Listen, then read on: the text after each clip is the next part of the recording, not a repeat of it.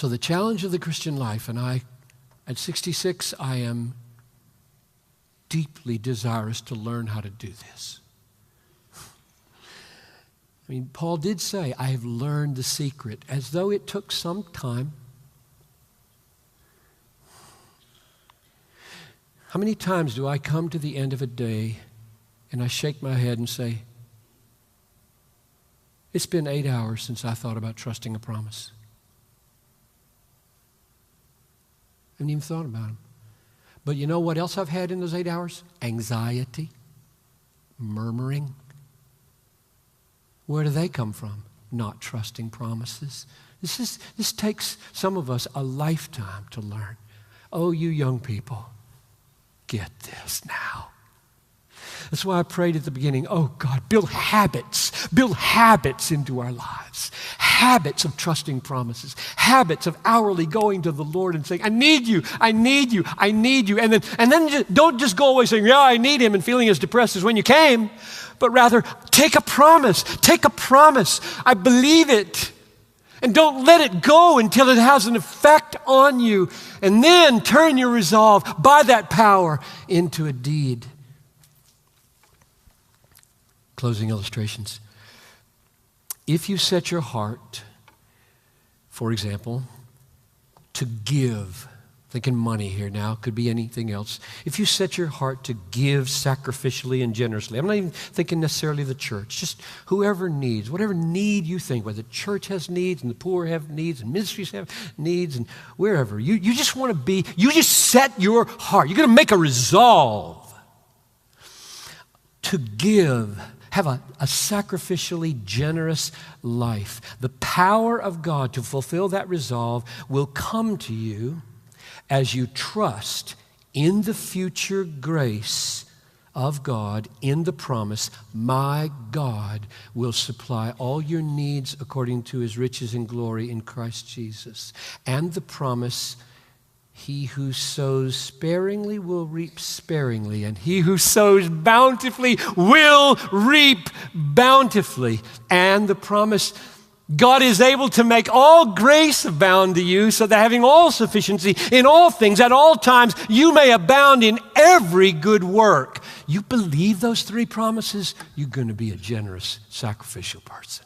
Power will come into your life, believing those promises. Number two, if you set your heart to return good for evil at work, in the family, wherever, to return good for evil, the power of God to fulfill that resolve will come to you as you trust in the future grace that comes through the promise. Blessed are you when men persecute you and revile you and say all kinds of evil against you falsely. Rejoice in that day and be glad. Great is your reward in heaven. You believe that? Then you will bless those who curse you. Yes, you will. It will be so freeing. There's a blessing upon my returning good for evil. There's a reward in heaven 10,000 times better than getting the last word in this conversation. But do we believe it? This is a faith issue. Number three, if you set your heart to renounce pornography, I'm going to renounce it. I'm not clicking. The power of God to fulfill this resolve and turn it into an act of obedience, glorifies God, will come to you through your trusting in the future grace, in the promise. Blessed are the pure in heart, they shall see God. You believe that? Is he satisfying to you in that promise? Is faith for you to assent to a promise intellectually, or is faith also for you to embrace the Christ of the promise as a satisfaction of your aching soul?